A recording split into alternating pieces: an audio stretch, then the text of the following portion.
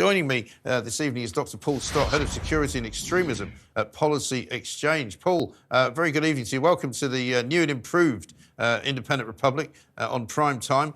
We've gone up in the world, and so I'm very glad that you could join us tonight. Worrying times, I think, for the world, worrying times for guys like yourself who keep an eye on extremism, because extremism, I'm going to say this and you can tell me I'm wrong, appears to have become a bit mainstream since we last spoke. Well, there's not really enough hours in the day, Mike, to follow events since the 7th of October.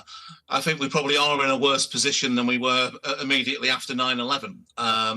In terms of the threat, you've got an organisation, Hamas, that's got a much wider support base internationally than Al-Qaeda ever had. And the particular report that you're referring to, the number of calls going into counter-terrorism policing, I think has doubled compared to this time last year. The number of sort of actionable information or potentially actionable information's gone up 4 times. Yeah. So that does show you how things are, they're getting stretched, really. And if you look at some of our sort of comparable nations, some of our neighbours, France had a terrorist attack pretty shortly after the Hamas attacks. So did Belgium. There's an incident up in Hartlepool in the UK that I think is rather unclear, that's going to go before the courts in due course. So, no, we're not in a good position, I'm afraid. No. And I mean, in terms of some of the things that we've now learned about the marching organisers and the things that we learned about some Hamas-linked people, one of whom lives in North London in the borough of Barnet, which is a very high Jewish populated area. It seems incredible that we've allowed somehow this network, if you like, of certainly former extremists. I'm not sure if you could ever call them a former extremist. If you're an extremist, in my view, you're an extremist. Actually living in this country. An awful lot of the people who are helping to organise the march on Saturday, it would appear, have links to the Muslim Brotherhood and certainly have links previously to Hamas. Well, back in the 1990s, the French security services used to refer to the UK, our capital city, as Londonistan. And they were extremely unhappy at the number of people we'd allowed to settle here, who were extremists, terrorists, supporters of a range of groups, from Al-Qaeda through to the likes of the Muslim Brotherhood.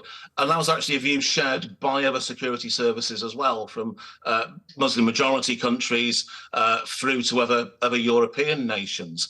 And I did think perhaps after 7/7 we'd sort of learned our lessons about this, so that it just doesn't work, allowing large numbers of people to settle in the UK, who you hope will not get involved in violence here, but who hold extreme views.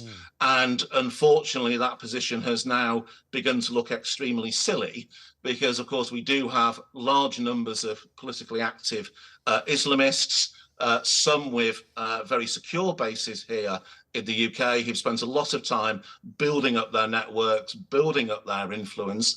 In some cases, the British state hasn't taken a critical view towards them. To an extent, it's embraced them. And we've got some big investigations to come, I think, in the next few months and years. And I think for the anti-terror police, I mean, I find it quite extraordinary because, the one section of the police that seems to work pretty well is the anti-terror branch, But on the other hand, we've got the Metropolitan Police Chief, Sir Mark Rowley, saying, oh, I can't see any likelihood of any serious trouble at this march that's happening on Saturday, so I think it's probably best if we just let it go ahead. I mean, I've been absolutely staggered by the way that the police have operated on the way that they've covered these marches. And they seem to use the fact that very few people have been arrested as evidence that there isn't anybody who's in any way suspect taking part in these marches. But the fact is, they're just not arresting people. So we don't really know. I mean, most of the interactions we see with the police and the protesters show protesters who have got their faces covered, quite often by Palestinian scarves, and you don't even know who they are. Well, it's interesting to see the problems that have emerged, because Mark Rowley's a year plus into the job now. We had him in at Policy Exchange. He gave a talk when he was, I think, exactly 12 months in the role, and this storm hadn't come. Now it's come on, and he's got some real problems. And some of the decisions that have been taken have been absolutely bizarre. I mean, people, for example, shouting jihad in the streets on a Hizb ut-Tahrir demonstration. Yeah. If you go on the English language Hizb ut-Tahrir website, as I did around about the time of that demonstration, they reported on the Hamas attacks. They referred positively to them. You know, the Al-Aqsa flood was praised. And then within the same web page, you had a flyer advertising the demonstration in London in English. Now, that's a website in the Lebanon. We perhaps can't get hold of the people behind that website, but it's there in English. The Hizb ut-Tahrir members then have their demonstration, have their rally, and people at that demonstration are shouting jihad. The response from the Metropolitan Police appears to have been, well, there's not really enough there to arrest them, and you know, jihad can mean something different and can mean spiritual struggle and all this. I mean, I was amazed by that. You know, it's nonsense, Yeah. and they know deep down themselves, I suspect, it's nonsense. But they've listened to bad advice. They've got bad advisors, and in some cases, they've got bad advisors who we don't particularly know too much about. One particular individual, I think, from the London Muslim Communities Forum, Yes. was exposed in the media over the week, and the police seem to have distanced themselves from that man. But we need to know much more about who's advising Mark Rowley, who the experts in the room are, and only then really can we make a proper assessment of how London's got into this mess. Absolutely right. It's clearly got into this mess because they've gone woke. That's what's happened. You know, we've got people who are specialists inside the Metropolitan Police telling us, oh, that's definitely not a Hamas flag. That's definitely not an ISIS flag. It looks a bit like it because it's black and it's got some Arabic writing on it, but actually it's just a faith flag. And the guy who's waving it is shouting Islamic jihad. And you're kind of going, you know, you don't have to be a scholar of Islamic history to know what's going on here. Well, I think the rise of social media, in a way, has exposed so many of these cases, and it's put the policing under a spotlight, and they haven't come out very well from that. Now, personally, I'm not somebody who would run around saying, well, this has got to be banned, that's got to be banned.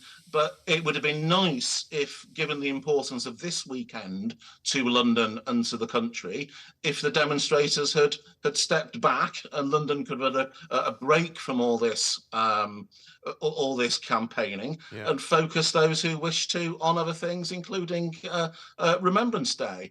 Unfortunately, they've decided to go ahead, and now the spotlight is really going to be on the police, and they're going to have to ensure that offences aren't committed. I mean, what's also very worrying is some media coverage today, I think, an attack on the War Memorial in Rochdale.